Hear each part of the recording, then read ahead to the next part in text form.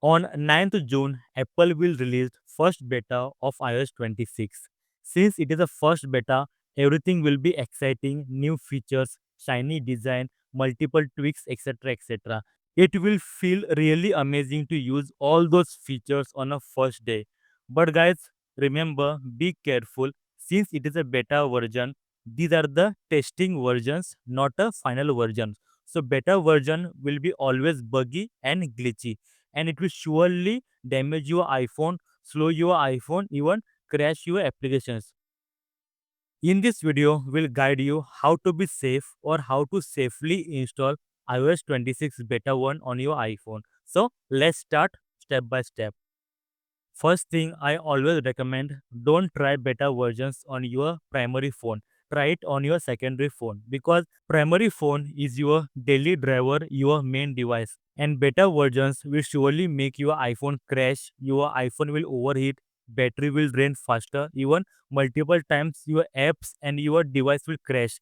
And this happening on your primary phone will surely eat your brains out. Second thing, if you are planning to install iOS 26, always backup your iPhone. Use your iCloud, use your MacBook or Windows PC with iTunes. Always backup your iPhone because any issue happens, your data will be saved. My personal experience, I have lost my data in iOS 18 beta version. So always recommendation, always backup your iPhone using your system.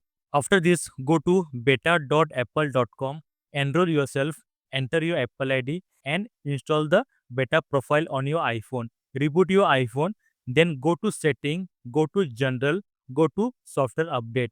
And after that, you will see a beta versions option on your iPhone. Just go to settings and here enable developer beta on your iPhone. Once you enable that, the latest beta version update will be available to you. Go ahead and install it on your iPhone.